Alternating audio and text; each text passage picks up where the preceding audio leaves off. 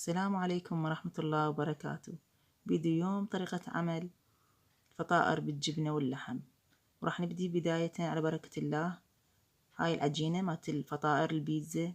هنا عندنا قلاص مي، 3 قلاص طحين، وملعقة خميرة، وملعقتين سكر، ملعقتين حليب بودر. هاي العجينة الأنواع الفطائر البيتزا، يعني كل الأنواع، يعني نفس هاي الطريقة. أول بداية راح أضيف هنا ملعقة طعام الخمر هاي الفورية. هنا راح أضيف بنات هنا ملعقتين عندي سكر.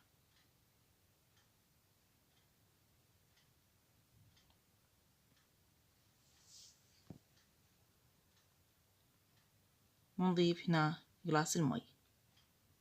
هذا المي يعني مو بارد، دافي المي.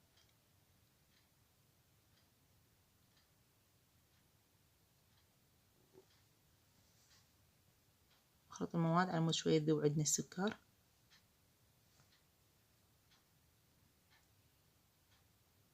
أنا أول طريقة أشتغل هيك بداية بالعجينة مالت الفطائر، عجينة البيتزا، كل أنواع هاي يعني يصير هاي العجينة، مو شرط فقط الفطائر. أول فقرة أبدو هيجي بداية.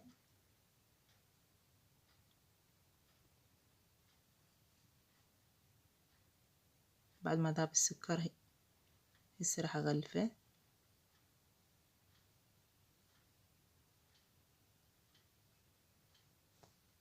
ناس بنات أغلفه وأعيفه تقريب 10 دقايق. يلا أشتغل بيه العجينة.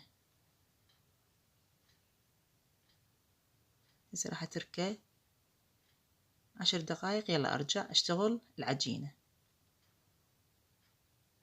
تصير عندكم عجينة ناجحة وهشة وطيبة. راح نبدي أضيف الطحين. هاي الطحين أنا أشتغل بفاخر الكويتي.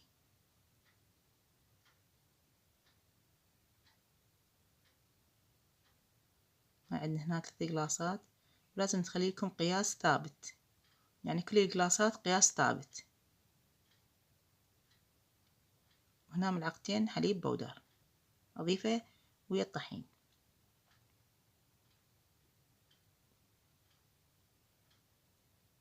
تصير عجينة هشة بالفطائر طيبة. راح هنا أخلط المواد، الحليب والطحين سوية.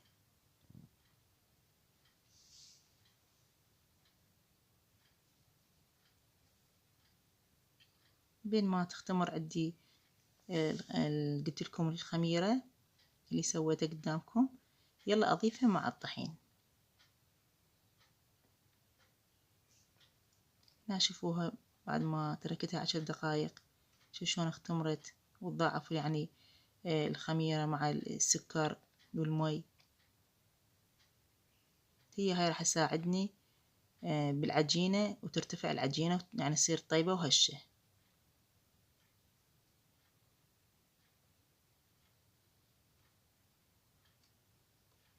هسه راح أخلطها شوية على مود أقدر أديرها على الطحين.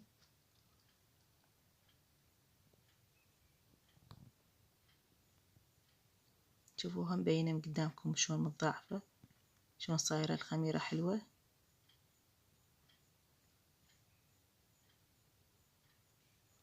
هذا القلاص بعد ما أضيف على الطحين غير هذا القلاص المي اللي درته مع الخمرة والسكر. كل مرة أنا أضيف زيت. هسه ما عندي زيت، ضفت دهن هذا العادي. هسه قدامكم راح أضيف الدهن بعد ما أخلط هذه المواد. هي يصير مو ما يصير، يعني يصير زيت تضيفين تقريبا ربع، أو مو هواي تحطين الزيت على مود لا يبين هواي بيها،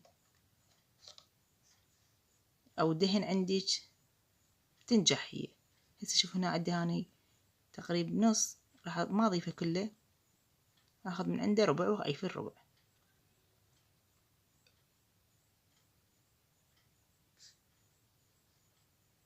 بعد ما خلطتها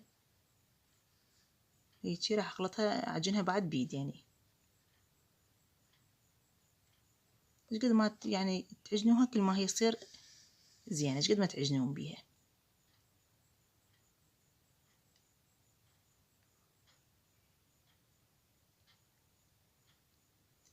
ابقى اعجن بيها على ما احصل على عجينة حلوة. ولا تسوونها بنات خفيفة بالفطائر بيتزا، لا خفيفة ولا يعني قوية كلش، مبينة عجينتلك ليش تصير مو قوية يعني.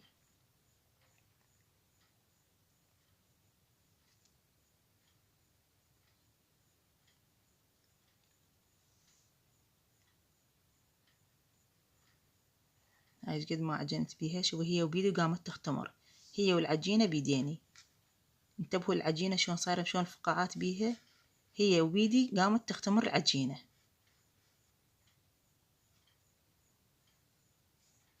هسه راح اغطيها واعوفها على ما يعني تتضاعف حجم العجينة. يلا ارجع اشتغل بها الفطائر. بعد ما غلفتها راح اعوفها هنا. شوفوا بنات ما شاء الله، شوفوا شلون صايرة مختمرة، بكثر ما مختمرة ومرتفعة. شوفوا شلون مفطرة العجينة، شلون صارت هالشي. هاي قدامكم شوفوا شلون صارت.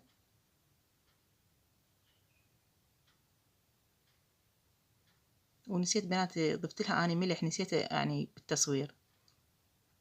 العجينة رشيت عليه على الطحين ملح قليل يعني مو هواي. هذا عندي اني يعني الميز نظيف، خليت العجينة عليه. وتقطعوها انتو بكيفكم ايش قد ما تردون، على مو يصير قياس واحد.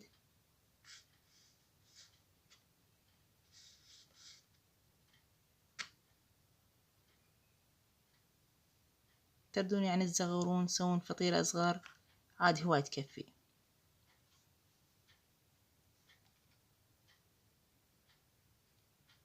راح اقطعها قدامكم، اسويها هيك على شكل كرات صغار واعوفهن. هاي العجينة للبيتزا، الفطائر، يعني الحلويات، انواع اللي يشتردون عندي معجنات اقصد تصير.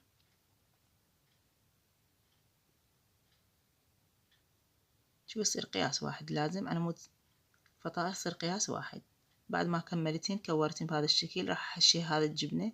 هاي عندي هاني عندي هنا لحم، حشوة لحم عندي كرفس وبصل. هنا عندي جبنة، هاي الجبنة هماتين جديدة اشتريتها نوعيتها زينة. قليل من الدهن أدهن الميز ويديني.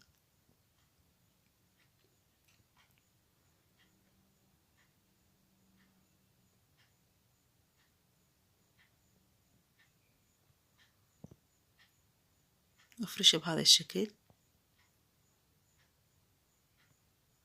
على حجم التردوب كيفكم بنات، تردوب أصغر.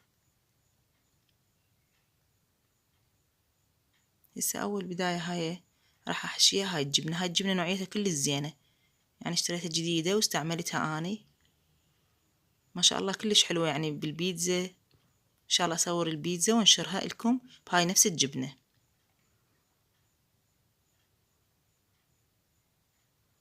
خليت جبنة وتلفوها بهذا الشكل. لو عندكم هاي الطريقة سوون فتحات من فوق يعني مو من نهاية العجينة. هاي قدامكم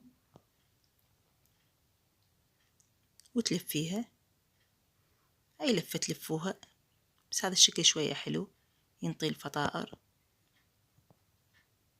هنا الصينية خليت ورق الزبدة.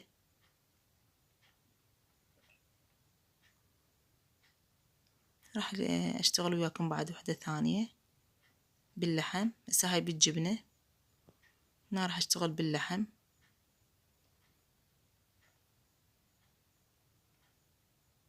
طريقتها سهلة.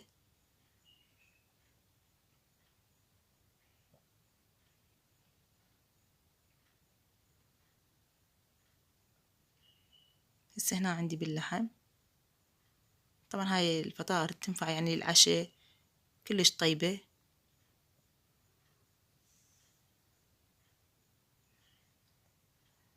هنا يحبون هيجي يعني الفطائر بيتزا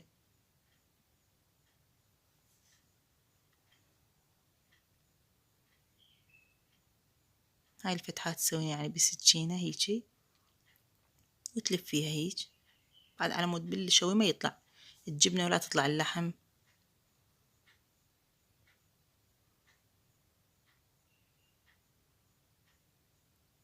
هاي لفتها، وانتو كيفكم أي لفة تريدون تلفوها عادي كيفكم.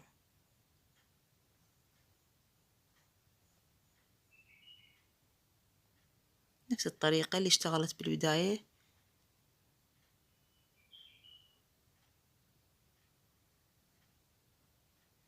طبعا بنات ماكو واحد ما يعرف الطبيخ أو المعجنات، بس حلو واحد يعلم الثاني. أكو بنات مبتدئات يعني ما يعرفين، يريد يتعلم من الطبيخ يتعلم من المعجنات، ما بيها شي.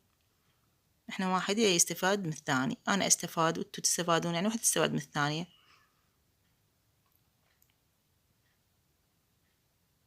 هواي بنات يتعلمون الطبخ والمعجنات. هسه هنا راح أكملهن وراويكم كلهن. هاي بعد ما كملتهن عندي هنا صفار البيضة وملعقة طعام خل. بنات ما راح يبقى زفرة بالبيض. أنا قبل هم ما أسوي هاي الطريقة، بس من جربتها لا قمت أسويها. جيت قبل يعني أقول خاف تطلع زفرة يعني المعجنات وتخرب لي المعجنات، لا أبد. يعني اشتغلت مو هاي أول مرة. صفار البيض وتضيفين عليه أو تردين فانيلا أو تردين ملعقة طعام خل أبيض. هسه أنا ضايفة ويا صفار البيض على مود يعطينا شكل حلو بالنهاية.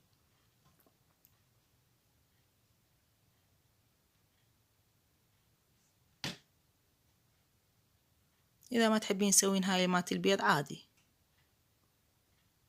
هنا أكمل أنا هماتين وخليهم بالفرن. هسه الفرن حامي، شغلته على النار الجوة، ما ياخذ وقت عندكم قليل، وتعلقوه على النار الفوق. أول بداية النار الجوة. هاي فطار بنات بعد ما كملت أنا رشيت عليه سمسم كيكم إذا تردون. شوفوا هاي راح أفتحها لكم، شوفوا شلون صايرة هشة وطيبة. إن شاء الله استفادتوا من هذا المقطع البسيط، ولا تنسوني بنات من اللايك والاشتراك، ومع ألف ألف سلامة.